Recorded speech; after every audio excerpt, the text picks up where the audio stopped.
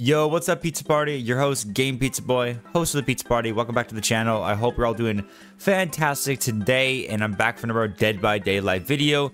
We got some pretty exciting stuff to discuss right now, and I want to go through everything I want to talk about right now because just yesterday, they just released a 8.4.0 public test build and some patch notes, which includes the next chapter, which includes a new killer, a new survivor, and their unique power and perks, as well as a couple other pretty cool changes as well.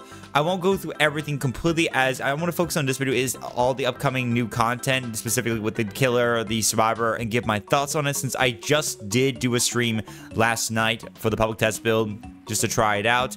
But if you would like to read the full article itself, I will put a link in the description below, and you guys go take a look at it for yourself, obviously. Anyway, without further ado, let's get right into it, and let's discuss everything, and I'll be giving each of my thoughts on what I thought during my time playing the game. Okay, we're going to start things off first is with the new killer, the Houndmaster.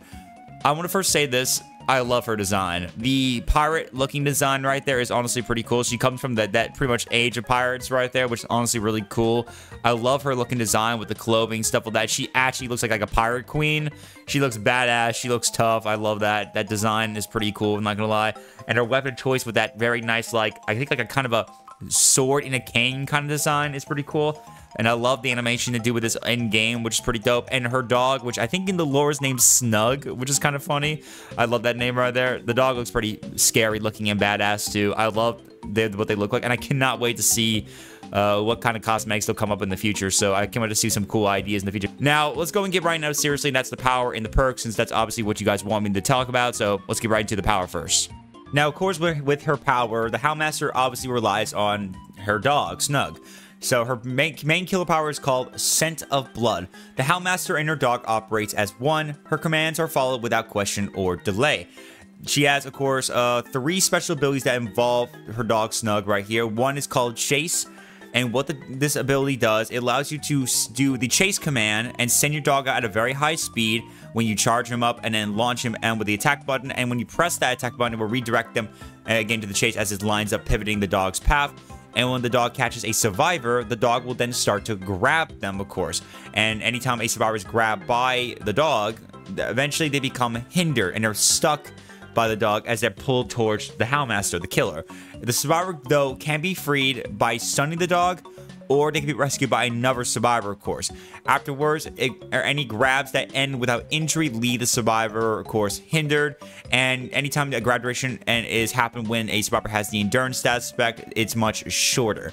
So basically, it's kind of a nice little way to kind of like grab on to survivors. It's a trick based where you have to really kind of calculate and plan out where your dog's going to attack. It's like this little direct, redirect kind of path.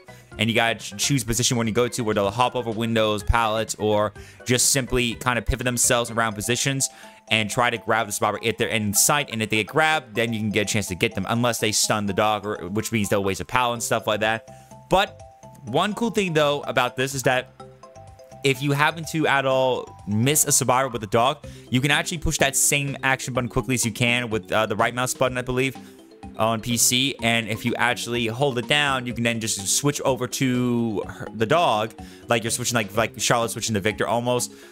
And you can aim again, and they'll be able to kill her instinct during this phase, and allows you to try to aim one more time and hopefully grab onto the survivor again and hopefully get them, obviously you can. Otherwise, the second time you miss, that will be a fail, and then they'll Snug will go in a cooldown. So you obviously got to time it just right. It's a very precise ability. It's a very tough ability, I would say, with Chase. It's very tricky. It takes a lot of practice. I was testing this out even in like custom games, and it was very tricky. But once you kind of get the hang of it, you can kind of get a better idea. I want to see how this plays out when it gets in live, of course. So we'll see what updates they do that to make it more better, or maybe a little more refined. But I think it's pretty a fun ability, nevertheless, for some chases right there completely.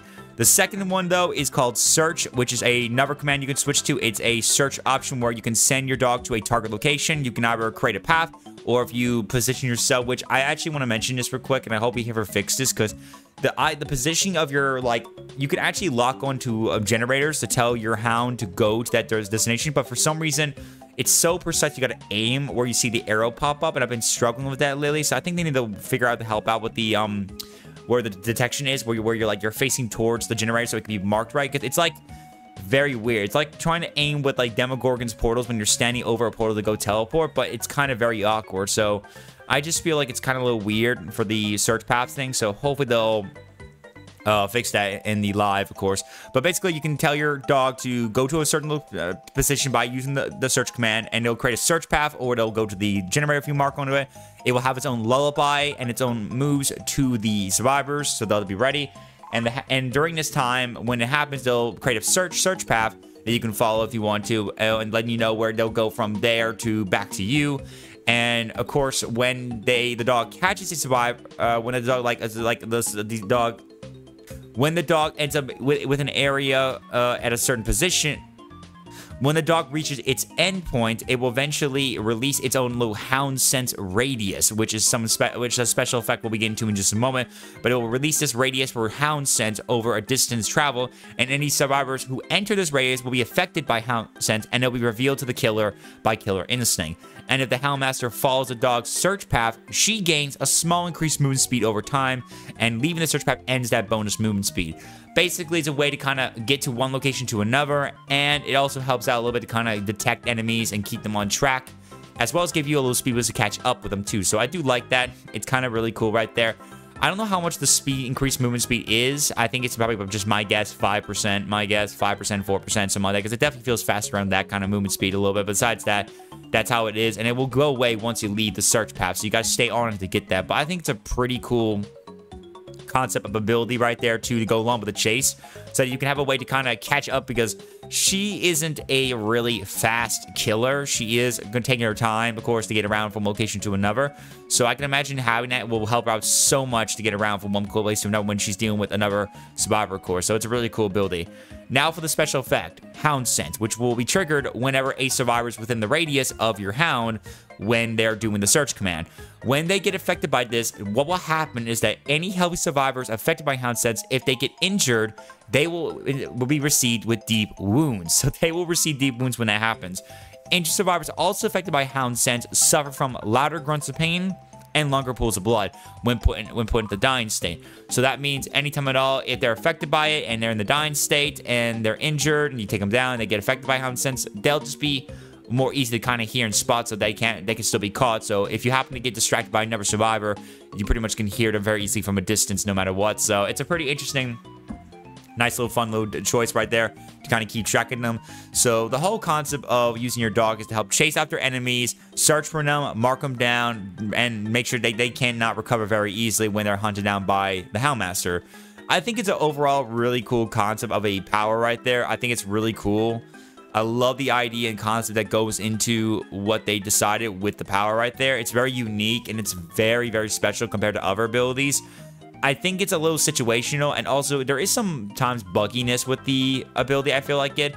Like, I have seen moments where I use search command and the dog will get stuck at certain points, or how I actually use the grab ability and it would sometimes miss even though it was close to hitting it, or they'll get stuck on the pallet or wall and not go crossing over even though I told them to redirect to the vaulting over the wall or something like that. And even one time which I posted on my social recently, that I posted a video, a highlight from my stream, I actually got a moment where I actually grabbed one of my bot survivors during a test on the custom games, and I caught them before they reached the hatch, and they could not get in the hatch. And I managed to shut it down very easily despite they were on the hatch. So I was like thinking to myself, can I block it by stopping them getting on it with the dog and then just go shut down myself right in their faces? I can imagine if that's actually a thing you could do. I think that's so dirty of a playstyle, and I think they gotta fix that for sure. So it's overall, the Houndmaster isn't perfect with her power, but I think she is still pretty cool and special in her own way for how unique it is, and the dog is just honestly just amazing. So I hope that they improve more. I think what needs to be improved more, in my opinion, is probably the chase and search. Chase, I feel like what needs to happen is just probably work on the parts when you redirect them, especially over pallets and walls, because I think there's some glitchiness where you trigger it, but they don't do it. So hopefully they can fix that. And for search, just work on like the pinpoint when you're trying to aim for the generator sometimes, because it kind of acts weird sometimes completely. And not only that though, that obviously it does take a little bit of a while to mark people with Hound Sense unless they're very smart and know when the dog is about to appear. So most of the time I kind of feel like is that survivors have a little bit of a chance to kind of get out of there. And Hound Sense in general is not a bad ability in concept as a special effect. But again, though, I feel like because it might be very easy for a survivor to get away from when they hear the lullaby, they might have a little hard time to get it. So I feel like maybe they should kind of like make it like maybe like shorten the range of the lullaby a bit more when it gets to like maybe like a certain distance so they can be ready and surprised. And also maybe make it a little more like maybe increase the range slightly of the radius for the Hound Sense you know, for search, so that it can at least get them easily to detect right there completely, so that they can become marked with Hound Sense at least. But that's just in my opinion though, so I definitely hope the best we'll see some improvements, but maybe there'll be more better ideas in the future. We'll see what happens, so only time will tell. But overall, the killer power is honestly pretty good for me starting off, in my opinion. Just some bugs and glitches that need to be worked on, but nevertheless, it's a not bad ability completely.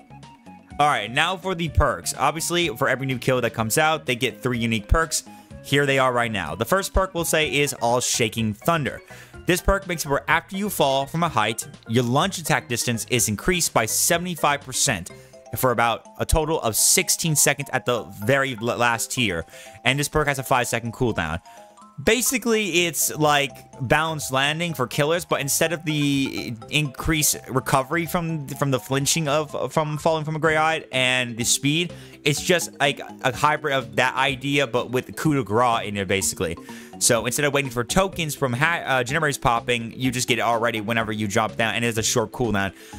I think this perk so far to me is actually a pretty fun perk to use. I think it's not terrible. I like the concept of getting that increased distance, and I can imagine combining this with coup de grace or using any melee tricks like Unrelenting in case, or Say the Best for Last, you know, anything like that. It could be pretty cool to kind of combine with that. And nevertheless, though, it's a pretty good perk right there for that nice lunge distance. I've actually combined it with coup de grace, and it actually works very well. I actually got a good long distance with it, and it was really insane, not gonna lie. Next one is Scourge Hook Jagged Compass. And what this perk does, of course, as always for Scourge Hooks, 4 random hooks will become Scourge Hooks. The ores will be revealed to you in white. We know that. And what this perk does is whenever a survivor is unhooked from a non-Scourge Hook, that hook becomes a Scourge Hook. It will take the place of one from another. So it kind of interchanges a lot. And when you hook a survivor on any Scourge Hook, the aura of the generator with the most progress is revealed to you in yellow for 10 seconds at max. This perk, I mean, the point of what the perk does is mostly have 2 special things. One is that at least it turns a non-Scourge Hook into a Scourge Hook once they get unhooked, so that if you are close by, you can at least get another Scourge Hook guaranteed. And that could work very well with other Scourge Hooks in mind. So that's one pro I'll give it at least. So if you want to combine this with other Scourge Hooks, that can come in handy. But the other point also as well, mostly its main focus is to reveal the most progressed generator revealed to you in yellow for 10 seconds. It's not really much in my opinion though. I mean, pretty much you probably be using this mostly if you put this with Pain Resonance and put it with like other related perks in mind, that you probably would do this for sure. So I think it's kind of a little situational in my opinion though, that I don't think this will probably be as used as much unless you're going to use like Pain Resonance, so that you know, oh, where to go to when you need to in just some moments. You can go take out any other survivors nearby, or combine this with other related perks in mind, like other like Scourge Hook, Floods of Rage. Probably do something like that a little more probably, but you know, just a little situational perk. The final perk next is No Quarter. When a survivor reaches 75% of a self-heal, key note right there, self-heal, just to let you know. So it does not work, I believe, when you're healing anyone else. It's only for a self-heal. So I'm pretty sure this only work unless they're using self-care, which is crazy for anyone that does use that unless you're doing like Bite the Bullet, or obviously if they're using a med kit. So keep that note. But when they self-heal themselves with 75% chance, 75% of their progression, they are faced with continuous skill checks. If one of these skill checks is missed or the heal is interrupted, the survivor becomes broken for 30 seconds. So basically, No Quarter is basically Merciless Storm from the Onryo, but just for healing, not for gens. I actually like this perk idea of mine because this can actually really encourage a lot of cool ideas in mine to kind of challenge survivors to be careful when healing. And I can imagine combining this with some anti-healing builds in mind, where you can actually do some with colorophobia and stuff like that, really make things go insane for any survivor that is trying to heal themselves. And then if they miss it, they get broken for 30 seconds. So I can imagine the stress they would deal with knowing they failed that, and oh, then they end up being broken, they can't heal themselves or no one can heal them. Only con I have about this for me about is self-healing, because again, not a lot of people are going to be self-healing a lot in game unless they bring a med kit, and not everyone's going to always bring med kits all the time. Sometimes they'll bring flashlights, toolbox, or they won't bring anything at all. So most of the time, you're going to probably encounter some people just going to heal themselves with healing perks and stuff like that. So I don't know if I feel good about this being just self-heal. I think this should also just be both self-healing and getting healed by another person. So I want to just kind of see where that kind of plays out a bit more. But nevertheless, though, I still think in the concept, it's actually a really good perk. And again, this is also going to be pretty fun to use in a situation with that kind of anti-healing build in mind. So I really think there might be some pretty cool ideas. But yeah, overall, all three of these perks are really cool. If I had to rank each of these perks in my opinion, though, I put Scourge Hook probably in like last. Again, that revealing progress, the most progress generated in yellow for 10 seconds is nice in some ways, but I mean, it's not that great in my opinion unless you're using like Pain Resonance probably for me, or if you're using like other ones like Blood's Rage, if you want to combine Blood's Rage and maybe some other related perks can combine with that.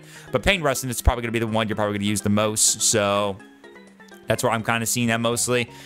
Next, I probably put into probably is No Quarter in second place, because No Quarter also is a really good perk. But the reason why I put in second place, because I think this is definitely situational. Because again, though, not every survivor is going to self-heal.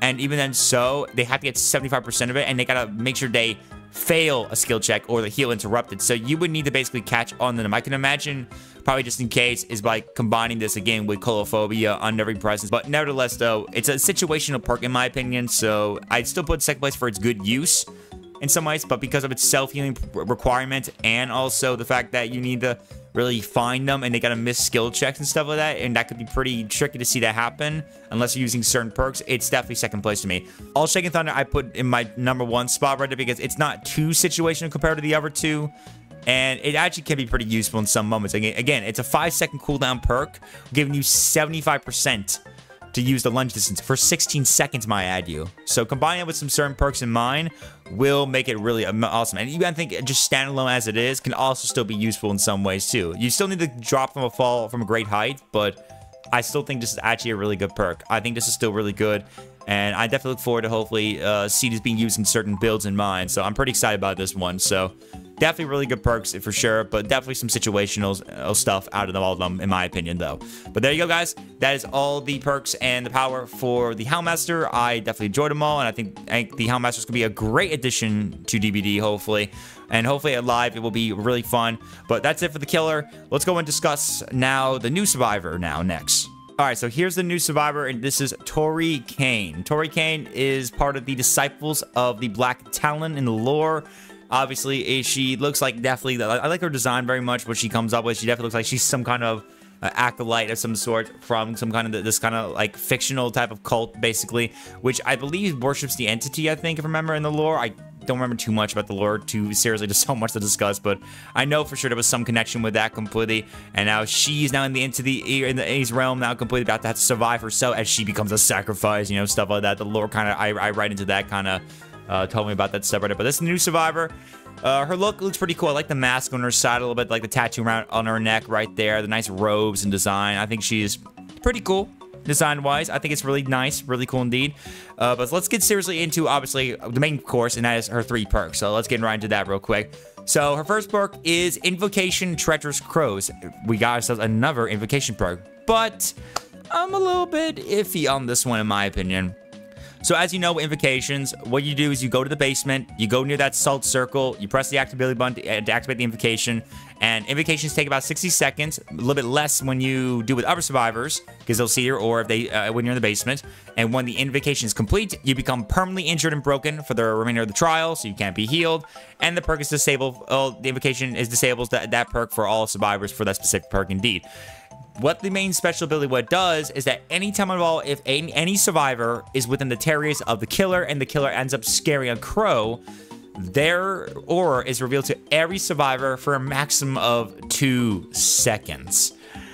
I didn't really try this perk much during the PTB, but I did get around to it later on, a little early in the morning before starting this video, a little bit before, and honestly, like, this is not really a great perk in my opinion, though. Like, I mean, sure, the concept of it is nice. 2 seconds of seeing the kills over for all survivors. 2 seconds. I mean, that's still not terrible. And I think you can combine this with, I remember I can combine this with Eyes of Belmont. And so that's like a little extra 2 seconds. That's 4 seconds. So not bad. But the situation is, though, is the costly of it. First of all, is that you'll be permanently injured and broken for the rest of the trial just for this reason. For the small thing right there. I just don't want to risk myself being permanently broken for the remainder of the trial just to see 2 seconds of the killer's ore when I can use other ones like Kindred in mine and use all those kind of ore range reading perks, or just put on something like Eyes of Belmont and combine that with like Dark Sands with Alert, just get more extra time with that to see the kills, or especially after a generator pop. I would rather do those perks rather than use this one, in my opinion. Not to mention the other seconds thing is that it's very problematic in my opinion though, because a survivor needs to be in the killer's terror radius, not chase, in the terror radius. And the killer needs to scare a crow. I just don't think this is going to be that great in my opinion though, because the killer is going to end up finding someone if you're working on a gen. And yes, the killer has to like scare a crow, which is nice a little bit too. But then again though, you're kind of like not going to run into crows all the time very much. And again though, when a survivor's running around and being chased by the killer, they're too going to run into and most likely scaring the crow. So it's going to interfere with that most likely. So I just don't find this perk, like, and the concept of it, just not that great. I just feel like, in my opinion, if you're going to add something like this, I feel like, in my opinion, this is what needs to be done. First of all, if you're going to make it me permanently broken just for this reason, I think, in my opinion, what this perk should do is that instead of just putting a survivor within the terrarius and the killer scaring a crow, it should just be when the killer scares a crow.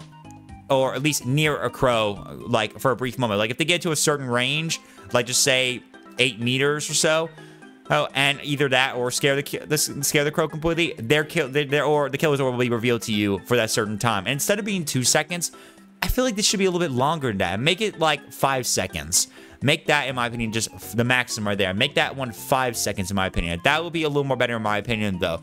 So that it can at least get some effect of that, especially for you being broken and taking that risk right there.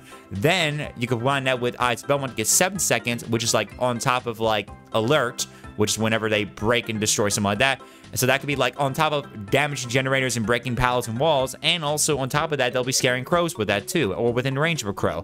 I just feel like right now, this perk, especially for the second of this new invocation design one, it's just not that great. At least the invocating, like, other one, the weaving spiders one that Sable Lord had, at least to me, I found that one a little more better, because for the risk you take, your move charges for generators, which is like a nice little bonus of a brand new part right there. I just feel like that might be a little more better in my opinion compared to using this invocation, and I hope best it will be changed up in the future, of course. So I kind of find this kind of a bust in my opinion.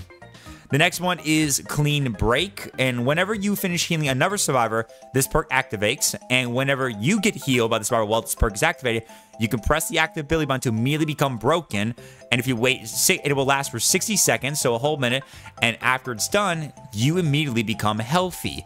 So, basically, it's like second win, but you just have to wait a little bit longer after, because obviously that makes sense for something like this, because you can basically give yourself a free second win right there just for getting yourself injured, healing another survivor, and then getting healed back and activating this ability right there. I think this is actually a nice, decent, kind of a pro-con kind of perk situation. You're willing to give up a chance to be fully healed normally by literally just making that last a little bit longer with broken status effect, but at the cost, you gotta wait a whole minute just to be done until you get fully healed again. So unlike being like 20 seconds with second win, which just makes sense so you don't get tunnel out very quickly, and you can heal yourself in case you can't get completely healed.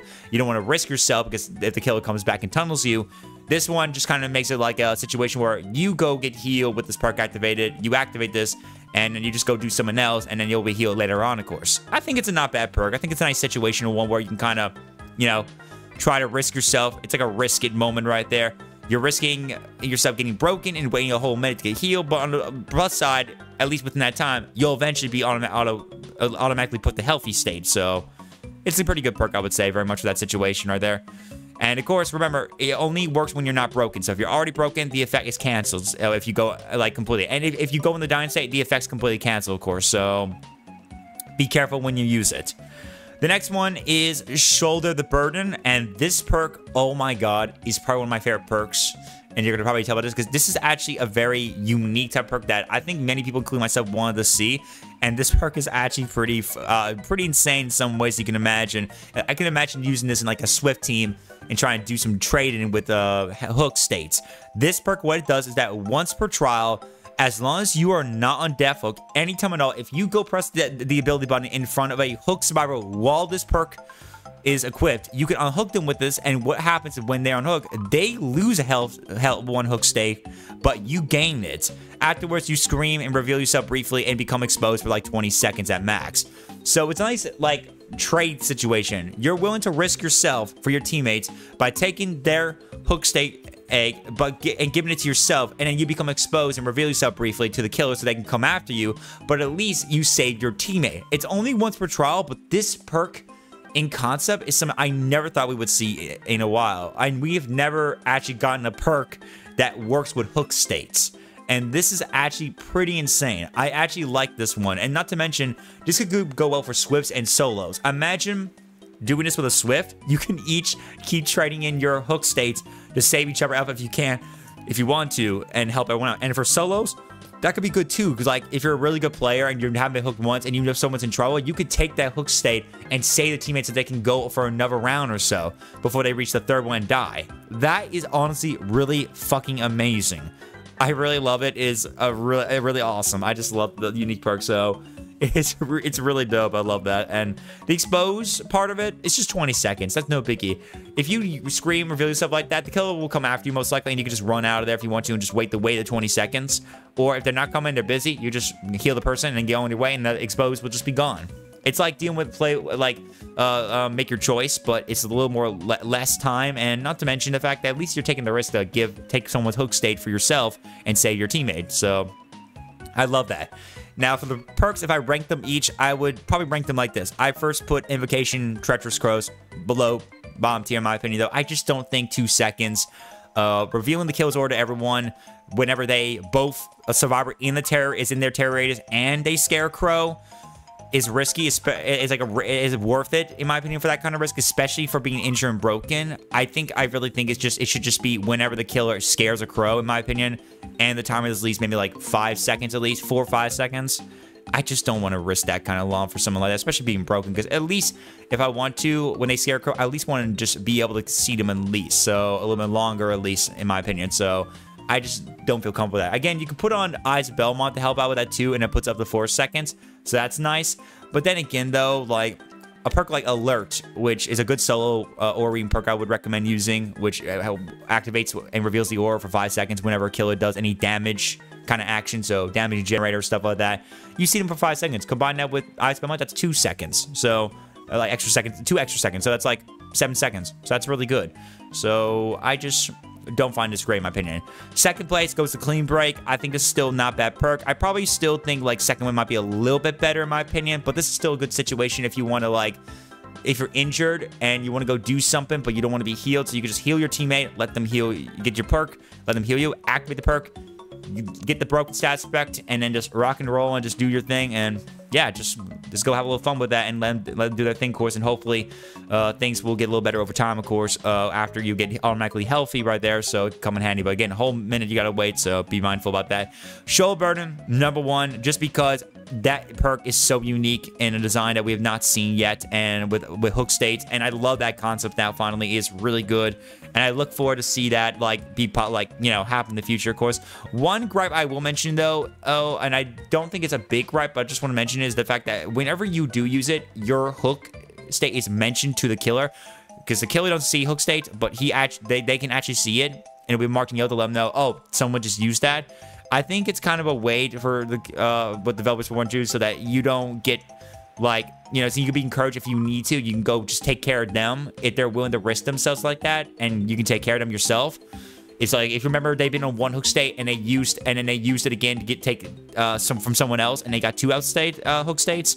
You can just be like, okay, I'll just go get rid of them and try to, you know, do that. I think it's a little situational in my opinion though, but nevertheless, I think it's not a big deal though. And the expose thing is no big deal at all. But this unique perk, honestly, fantastic in my opinion. Honestly, really amazing. Okay, the last thing I'm going to mention before I get to my final thoughts on this whole entire PTB is I'll mention the new map, which, again, a quick reminder, though, it is not going to be available during the chapter release, just so you know that quickly. But I know I've heard, obviously, that even though it's only testing for PTB only, I heard a lot of mentions that maybe, possibly, it might get released later on this year. I think so. So I'll just say that for now, just in case. If anything does change and it's not coming, that's fine. But I just want to mention that, of course. But for my thoughts on this new map, when they were testing out the Ormand Lake Mine concept, I actually really did enjoy this map, honestly. I thought the map was pretty cool and unique. The snow-like design. I like the building structure in some ways. There are some situations a little bit that I was kind of a little bit griping a little bit when I was testing it out in custom games, like the fact that there was like one part where you can go over this hill. I feel like it might be a situation for both survivor and killer, especially I think it's very killer sided for this one spot near this broken like mine shaft elevator, because you can actually just literally just kind of loop them like this, and when someone jumps down, unless they have like balanced landing, they're not gonna recover from that very quickly, and the killer could just literally just jump down and just take them out just like that. I just feel like that might be a little situation right there. So it's kind of very weird. There's some pretty good vault locations around the map too as well that I really like. In the snowy biome location, there's enough room, especially in the main building, which is kind of like this snow-like location, which kind of gives me like, you know, not gonna lie, the Thing vibes, if that kind of feels like it to me, honestly, because, you know, snowy like base stuff like that.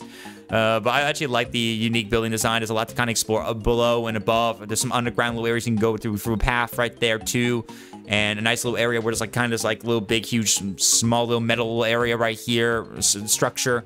Then you can go around up top and down below in vaults. It's some pretty unique stuff right there, which I really do like a lot. So I think there is some very good fun possibilities to see out of this. I actually do like it. I think it's pretty cool. And I'm definitely looking forward to see where they do decide to add this map. Again, this map will not be part of the chapter release, and it's just intentionally for PTB only.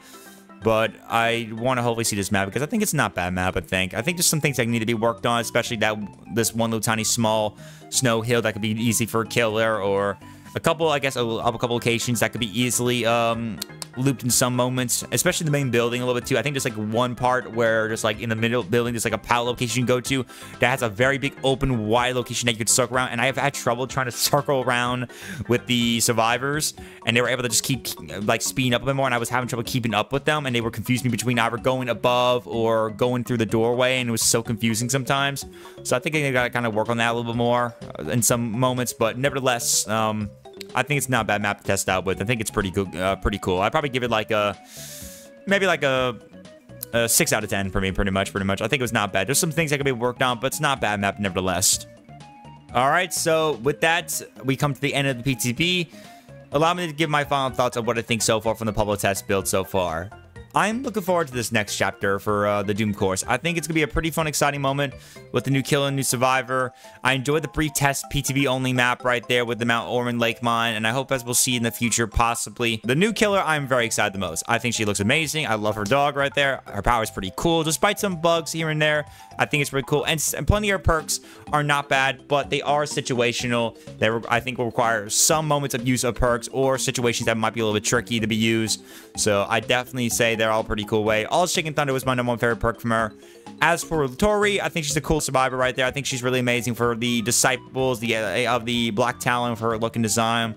And her perks, I mean, again, I do find at least in the next invocation perk they released not that great in my opinion. I think it needs to be soft in my opinion, but the Clean Break and Shoulder the Burden especially are some of the most amazing perks I at least see so far from her, especially Shoulder the Burden being so fucking unique. So I definitely enjoyed her role in this with her perks, and I think I'm looking forward to see where it kind of leads to down the line in the future.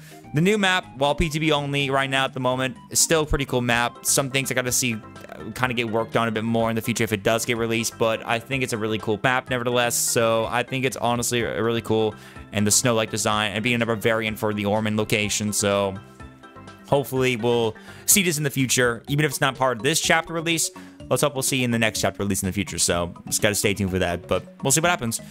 But there you go, guys. That is it for the PTB for 8.4.0.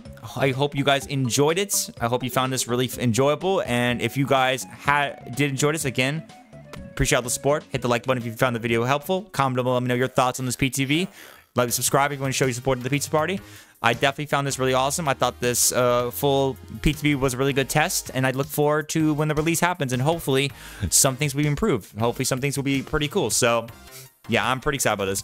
I am very, very hyped for this for sure, so pretty excited indeed. But anyway, folks, with that being said, that is it for this video. Thank you guys so much for watching. I'm your host, Game Pizza Boy, host of the Pizza Party, and I'll see you guys next time for another Dead by Daylight related video in the future.